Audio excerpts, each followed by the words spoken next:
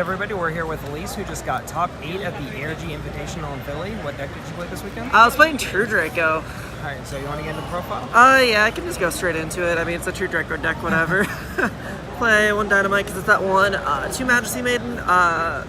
We play Waterfall, so like this isn't as needed to like have right away, and like I don't know, you can brick with these, and it's like a normal summon that you have to search, and like a lot of people can just out it a lot easier, and Waterfall is just like a good thing, so you don't want to like get too foggy. So just 2 of those, and then 3 Ignis, yeah, and then the only main decked monster hand trap was Ogre, and we only played 2 just because that's what we had the space for. And then like a fun interaction is going normal summon Ogre, activate card Demise, because you can still activate Ogre's effect while it's on field. So even if you just leave a normal summoned Ogre on field, it's still actually not terrible. And it's just one of the most impactful hand traps against Goki, because we also wanted hand traps that didn't lose to Aqua Dolphin, and this is one of them. So that's just the best hand trap we could think of to play in the main deck. That's all the monsters. For spells, 3 Diagram, 3 Heritage, 3 Disciples, 3 Demise, 3 Duality, 2 Terraformings. I guess the only thing weird about it is there's no Desires and only 2 Terraformings. The 2 Terraforming is just because like you hate clogging too many field spells, because you really want to control when you're searching and not like, you don't need to resolve multiple diagrams in a turn. It's actually like really bad. So like you want to control when you're doing it, so you don't want to clog too much with it. And then Desires, like just banishing your cards sucks, and we play a lot of consistency cards, especially some nice trap cards. So we'd rather just like have like actual playable cards instead of Desires. It worked out better, like weirdly enough. So that's it for the spells. Traps, the 1 Return, 3 Apocalypse, standard. The reason why the deck's actually probably really, really good. The Floodgates, 3 Rivalry, 2 Gozen. Didn't have room for the 3rd Gozen, but I mean these cards are just way too broken. That's enough said about those. 3 Impermanence. It's a trap that's a hand trap. You have to play it, I think, especially in this deck. And then probably one of my favorite cards in this deck list was 2 Waterfall Dragon Souls. This is one of the cards we cut for, or one of the cards we added by cutting Desires. The other one was the 2nd Gozen.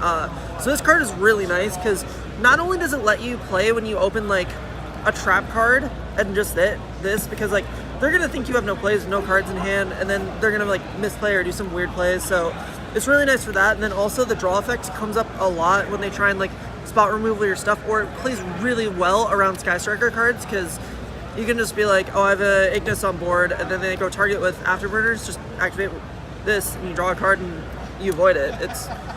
Has a lot of fun interactions, and it's really, really good, and I loved it. And then skill drain, because we're draining skill out of this game with a True Draco deck. Side deck, we played 3 Reaper, 3 Gamma, and then Driver. It was just the best hand traps we could think of for playing against Goki. Besides, like everything else was kind of subpar, and like also we were again thinking of the Aqua Dolphin stuff. These don't lose Aqua Dolphin immediately, so they're really nice. And they're just the best things against Goki. So we have 11 hand traps between the main and the side. And then one of the other, I guess, spicier things is 2 Book of Eclipse.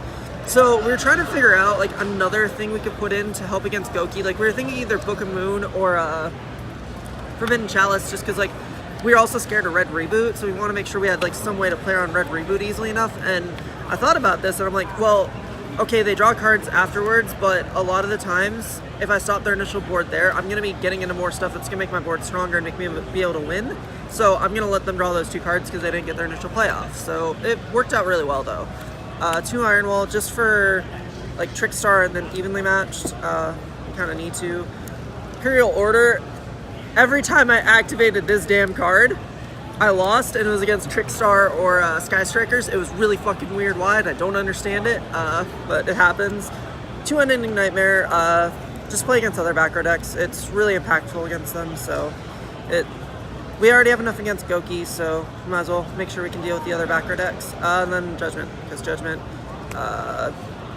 the extra deck, which is not as important, but kind of still important, it was mainly just Reaper targets. We got this Cyber Dragon Nova, because I respected that deck. This Isolde, because you have to. Firewall, Mechaba, Buster, Dante. The only 2 actual cards you can summon in this deck for the most part You can summon Omega, I guess, but it's not needed.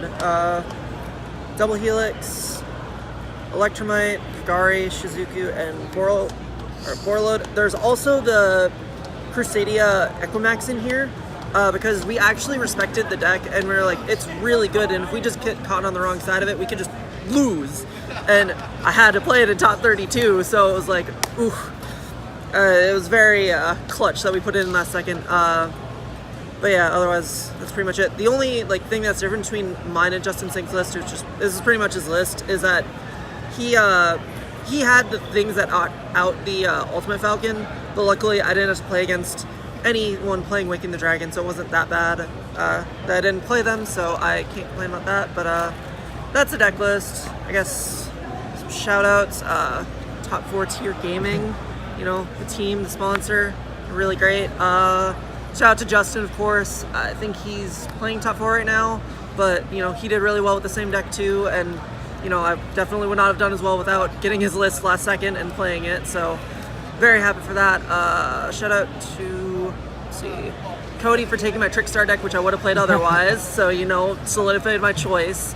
Shout out to State because he said I would top, and I did, so there we go. And shout out to TN because I probably lent cards from him or something, and yeah, I guess that's it. All right, well, congratulations. Thanks.